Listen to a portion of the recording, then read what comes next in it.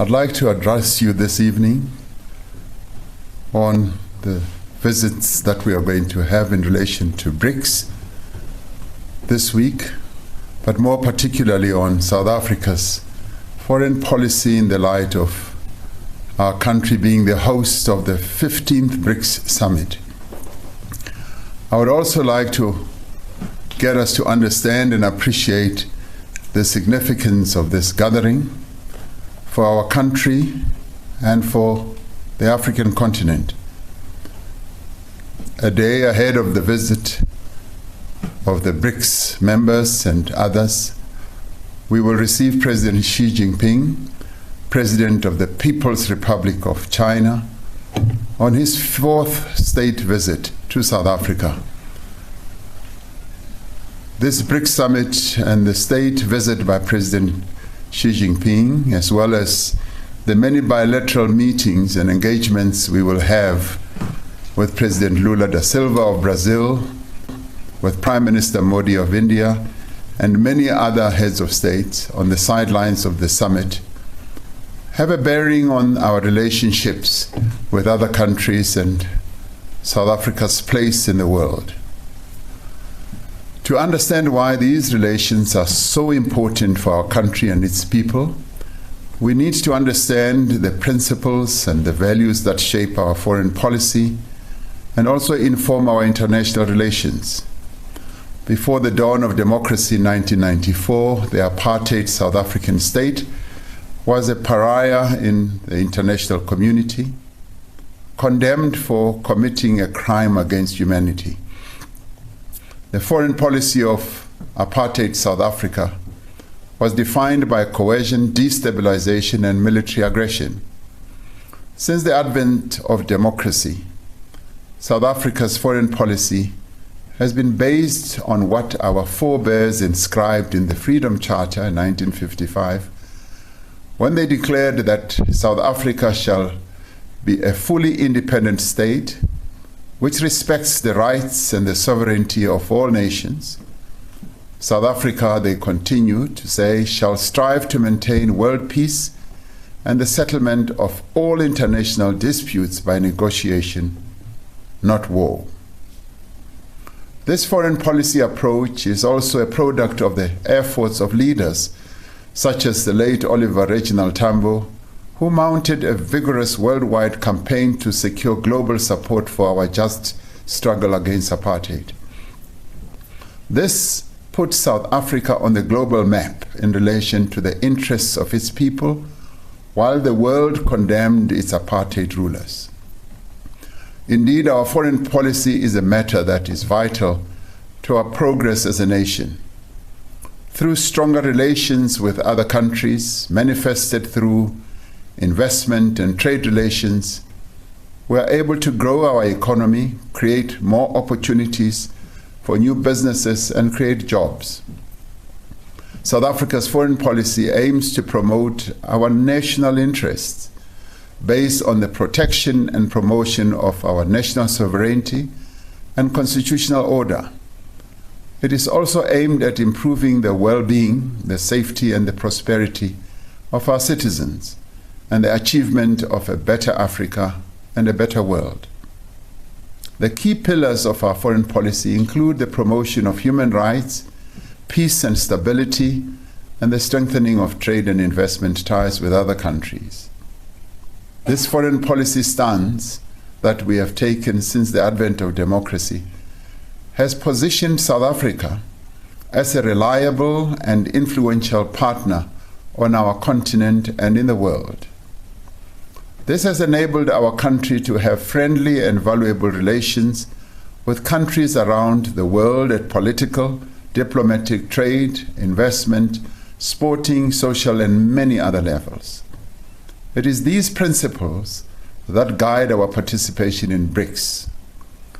Together with the members of BRICS, they being Brazil, Russia, India, China, and ourselves, South Africa, BRICS makes up a quarter of the global economy. It accounts for a fifth of global trade and is home to more than 40% of the world's population. BRICS as a formation plays an important role in the world due to its economic power, its market potential, its political influence, and development cooperation. Yet the value of BRICS extends beyond its sheer size. BRICS countries can collectively shape global dynamics, and acting together, it has the potential to drive significant changes in the world economy and in international relations. Together, the BRICS members have used their collective voice to call for a world that is more equitable, balanced, and governed by an inclusive system of global governance. Being a BRICS member has created positive opportunities for our country, South Africa. It has enabled our economy to have a strategic relationship with China, the second biggest economy in the world.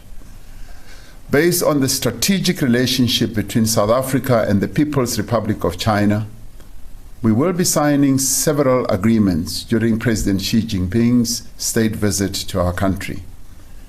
We have steadily strengthened trade and investment ties with other BRICS countries alongside collaboration in areas like development, skills, technology, security, and innovation. South Africa has benefited from the new development bank, which was established by BRICS countries in 2015.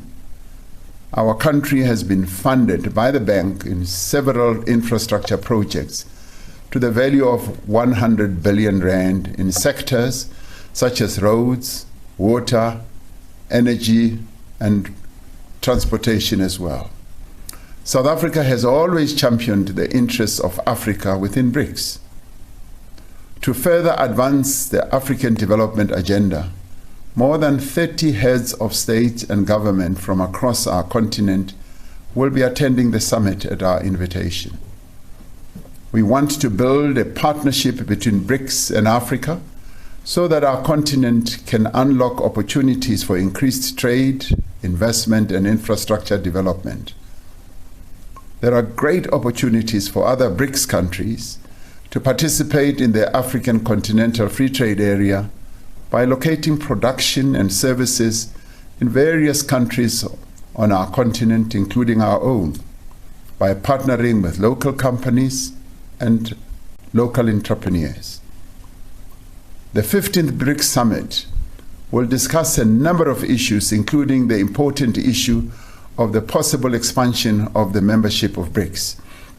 More than 20 countries from around the world have formally applied to join BRICS, and several others have expressed an interest in becoming part of the BRICS family. South Africa supports the expansion of the membership of BRICS. The value of BRICS extends beyond the interests of its current members. For its efforts to be effective, BRICS needs to build partnerships with other countries that share its aspirations and perspectives. An expanded BRICS will represent a diverse group of nations with different political systems that share a common desire to have a more balanced global order. In addition to other African leaders in attendance, we will also be welcoming leaders from several countries of the Global South whom we have invited. These include countries from the Caribbean and South America, from the Middle East, from West Asia, South Asia, and Southeast Asia as well.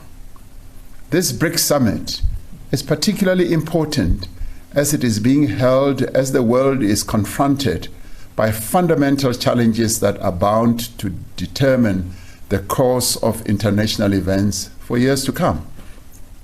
Our world has become increasingly complex and fractured as it is increasingly polarized and competing with each other in various competing camps. Multilateralism is being replaced by the actions of different power blocs, all of which we trade with, we invest with, and whose technology we also use. It is for this reason that South Africa continues to advocate for an open and rules-based global governance, trade, financial, and investment system.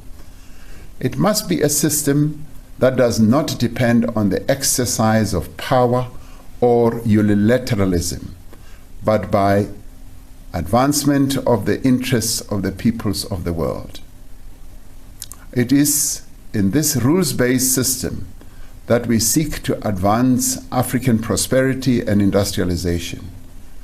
We seek to change the rules to be fairer, but ultimately we want to promote an open system of economic and political relations. Amid all these challenges, Africa remains at the center of our foreign policy. We are firmly committed to strengthening the African Union so that it increases its capacity to support the achievement of greater integration on our continent. We are working towards the full implementation of the African Continental Free Trade Area, which is set to eliminate trade barriers, boost intra-African trade, and achieve prosperity for all of Africa. It will also accelerate manufacturing and industrial capacity on our continent. The vibrant trading Africa we seek to build depends on Africa being stable and peaceful. For our continent Africa to thrive, we must silence the guns. We continue to work within the African Union to end several ongoing conflicts on the continent and restore constitutional and democratic government to countries that have recently experienced coups. South Africa is directly involved in a number of efforts to bring peace to Africa. We are currently involved in supporting the people of Mozambique and the Democratic Republic of Congo to ensure that there is peace and stability in their countries. The administration that I have the honor to lead has been devoted to attracting greater trade and investment into South Africa. Every visit we make to countries on our continent and across the world, and every visit by heads of state from other countries focuses on strengthening economic ties between our country and those countries. For a foreign leader, as they visit our country, they are usually accompanied by a business delegation. We usually take business delegations as well when we travel to other countries. The business forums that are held during these visits result in greater trade and greater investment and business partnerships and opportunities. To further strengthen economic ties between African countries and the United States of America, South Africa is inviting more than 30 African trade ministers and senior U.S. administration and congressional representatives to the next forum of the African Growth and Opportunity Act, AGOA, which is scheduled for November this year. As part of our ongoing relationship with countries of the European Union, we will hold the European Union-South Africa Summit later this year in South Africa to foster our investment and trade relations. Recent trade statistics indicate the success of all our international links. Within the first 3 months of this year, we exported 450 billion worth of goods in mining, manufacturing, and agricultural sectors. Our biggest exports were to China, followed by the United States, Germany, Japan, and then India. Exports to other African countries account for around a quarter of the value of all our exports. Our tourism industry is recovering well from the effects of COVID-19. More than 4 million tourist arrivals were recorded in the first half of this year, almost twice as many arrivals as in the same period last year. Companies across the globe have established new or expanded ventures in our country in sectors as diverse as energy, mining, vehicle production, the creative sector, manufacturing, and many other sectors. For every rand we attract, jobs are created and sustained. Our country is committed to a policy of non-alignment. We have resisted pressure to align ourselves with any one of the global powers or with influential blocs of nations. During the Cold War, the stability and sovereignty of many African countries was undermined because of their alignment with major powers. This experience has convinced us of the need to seek strategic partnership with other countries rather than be dominated by any other country. While some of our detractors prefer overt support for their political and ideological choices, we will not be drawn into a contest between global powers. Instead, our country strives to work with all countries for global peace and development. For this reason that South Africa is a member of the Non-Aligned Movement, a forum of some 120 countries that are not formally aligned with or against any major power bloc. Our decision not to align with any one of the global powers does not mean that we are neutral on matters of principle and national interest. Our non-aligned position exists alongside our active support for the struggles of the oppressed and marginalized people in different parts of the world. We have always believed that the freedom that we won and the international solidarity from which we benefited immensely imposes a duty on us to support the struggles of those who continue to experience colonialism and racial oppression. That is why we will continue to support the struggles of the people of Palestine and Western Sahara. We are fully committed to the articles of the United Nations Charter, including the principle that all members shall settle their international disputes by peaceful means. More recently, we participated in the African Peace Initiative to seek peace in the Ukraine and Russia conflict. Through this African Peace Initiative, our country continues to be involved in processes to ensure that the children who were removed from their homes in Ukraine are returned to their families, and that the prisoners of war on both sides are exchanged.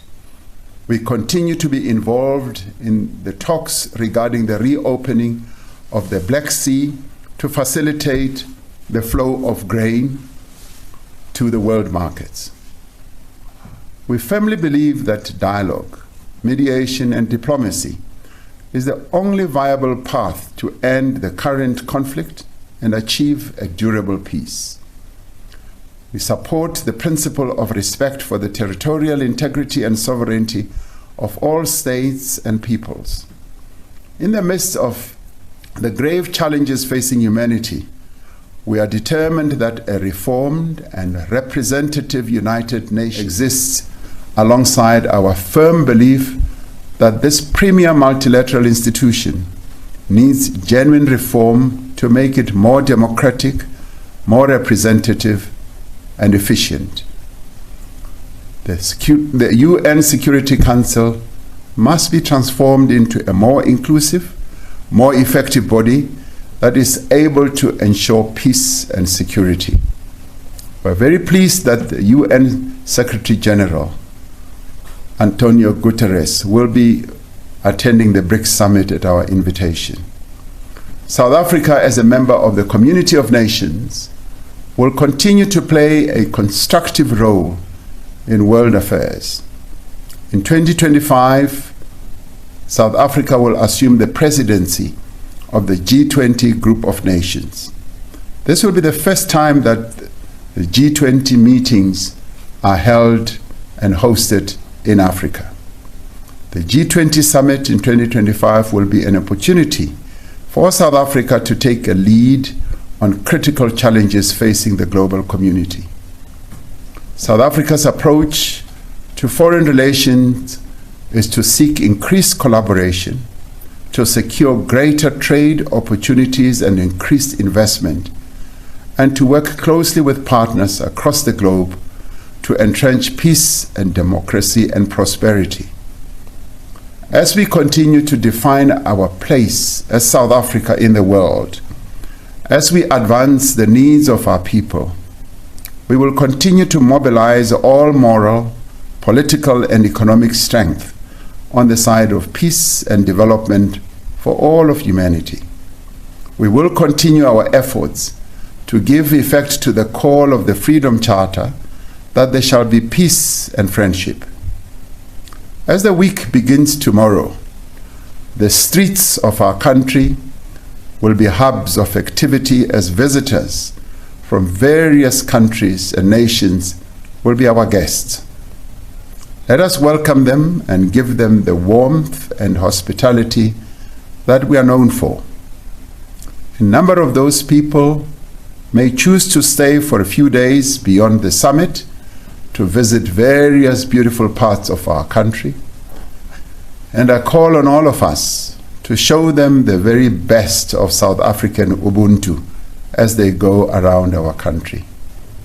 I thank you all. God bless South Africa. Nkosi sikelele iAfrika.